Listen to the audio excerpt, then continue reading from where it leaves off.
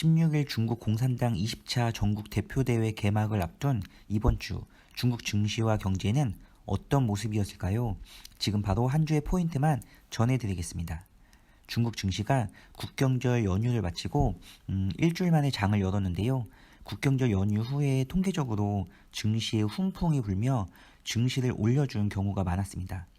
게다가 3천선마저 위태로웠던 중국 증시가 바닥을 찍고 서서히 반등 기회를 모색할 것이란 전망이 나오기도 했는데요.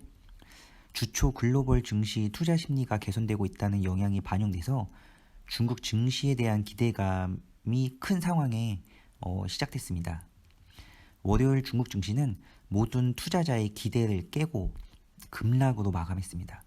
중국 20차 당대회를 앞두고 코로나 비상이 걸렸는데요. 확진자가 또 4자릿수로 급증하고 베이징, 상하이 방역당국이 비상체제. 하지만 중국은 여전히 제로 코로나를 고수하면서 증시는 크게 미끄러졌습니다. 화요일 중국 증시는 다행히 반등에 성공했는데요.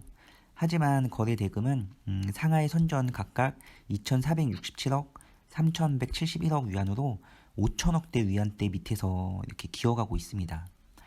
이날 증시 상승 원인은 일부 기업의 호실적 전망과 전날 급락에 따른 반발 매수세로 분석됐는데요.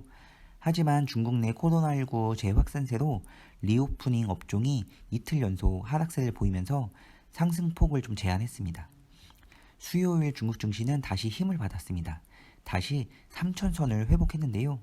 상하이 종합은 1.53, 선전 성분은 0.53, 창업하는 1.15% 올랐습니다.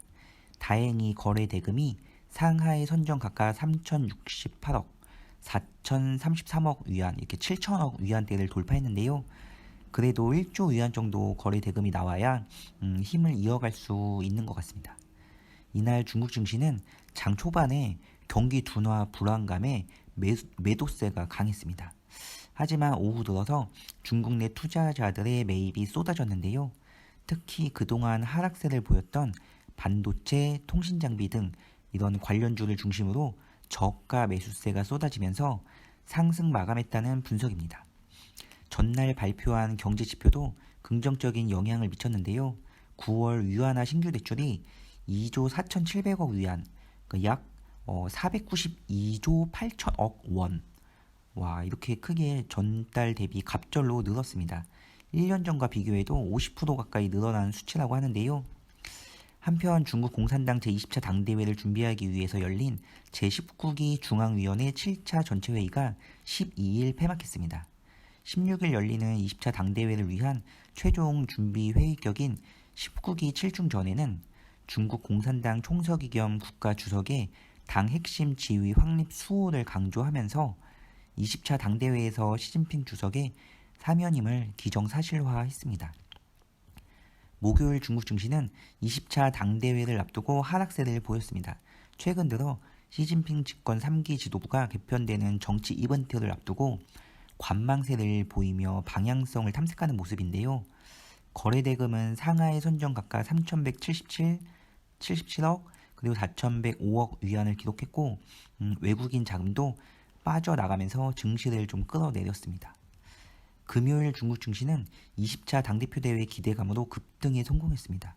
외국인 자금도 96억 위안 들어왔고 그동안 5천억에서 7천억 위안 정도 돌던 거래 대금도 8,608억 위안을 찍으면서 거래량도 많았습니다. 이렇게 수요일 한 주의 바닥을 찍고 상승 마감했는데요.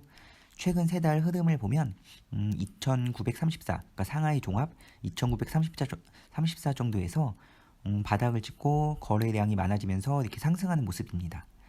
다음 한 주간 계속해서 힘을 받아서 다시 상승장을 만들 수 있을지 기대가 되는데요. 다음 주에는 중요한 일정이 있습니다. 바로 올 초부터 관심을 끌었던 중국 20차 당대표 대회가 드디어 시작됩니다. 시진핑 중국 국가주석 겸 공산당 총서기의 사면임을 확정지을 중요한 대회인데요.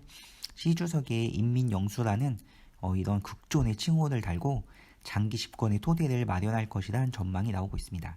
다음 주에는 중국 주식과 경제 상황에 이어서 16일부터 열리는 제20차 당대표 대회의 주요 내용을 역시 포인트만 정리해 드리겠습니다. 많은 관심 부탁드리며 구독과 좋아요도 부탁드립니다. 감사합니다.